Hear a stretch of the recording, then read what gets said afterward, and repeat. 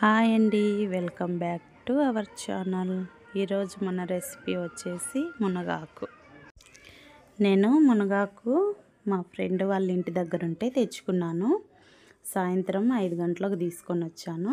తెచ్చి శుభ్రంగా అది మంచిగా ఇదిలించుకోవాలి. ఫస్ట్ ఏమన్నా పురుగులు అట్లా ఏదన్నా ఉంటుందేమో అని ఇదిలించుకొని తర్వాత మంచి టవల్లో పెట్టి చుట్టు పెట్టాను.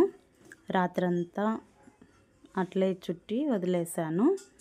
ఆ తర్వాత ఇంకా మార్నింగ్ తీసి దాన్ని పుల్లలు మనం ఏం కదల్చాల్సిన అవసరం లేదు, తెంపాల్సిన అవసరం లేదు.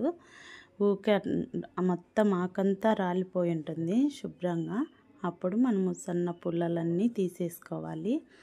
ఈ మునగాకు మనకు ఆరోగ్యానికి ఎంతో మంచిదండి. ఇది మనం కొనుక్కోకపోయినా చెట్లకు ఫ్రీగానే తెచ్చుకోవచ్చు. ఒకసారి ట్రై చేయండి. 300 వ్యాధులకు పనిచేస్తుందంట మునగాకు. ఒకసారి ట్రై చేయండి. 300 వ్యాధులకు పనిచేస్తుందని చెప్పుకున్నాం కదా. మల విసర్జనకు మంచిగా పనిచేస్తుంది. బ్లడ్ మంచిగా ఉంటుంది.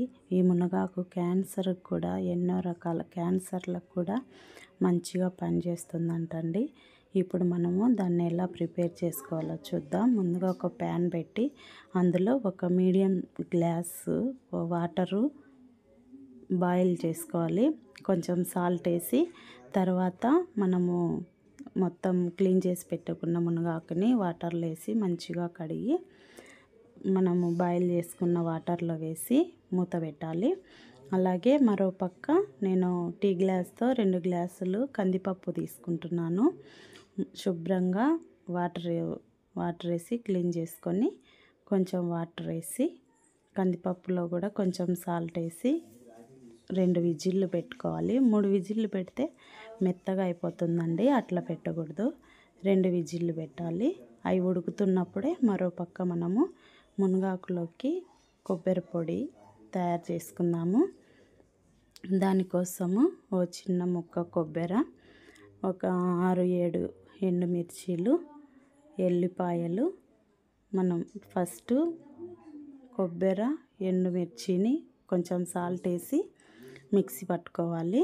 అవి మంచిగా మెదిగిన తర్వాత మళ్ళీ మనం తీసి పెట్టుకున్న ఎల్లుల్లిని, పుట్నాల పప్పుల్ని అందులో వేసి మంచిగా గ్రైండ్ చేసుకోవాలి. అలా పొడిలాగా గ్రైండ్ చేసుకున్న తర్వాత ఇంకా మనకు అంతలోపు బ్యాళ్ళు ఉడికిపోతాయి. 2 విజిల్లు వచ్చేస్తాయి. వాటిని బొరల గిన్నెలోకి వడబోసుకోవాలి.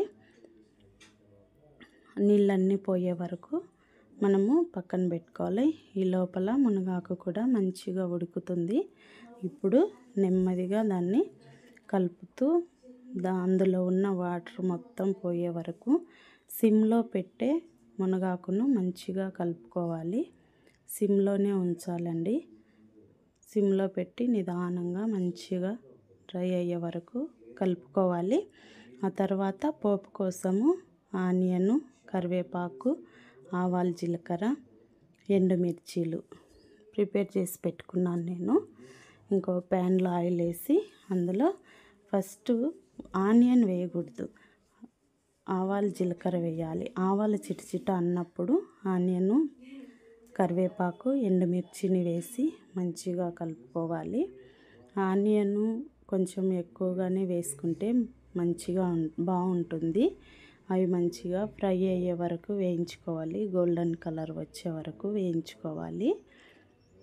ఆనియన్ కొంచెం మంచిగా గోల్డెన్ కలర్లో వేగే వరకు ఉంచుకొని తర్వాత మనం తీసి పెట్టుకున్న మునగాకును వేయాలి.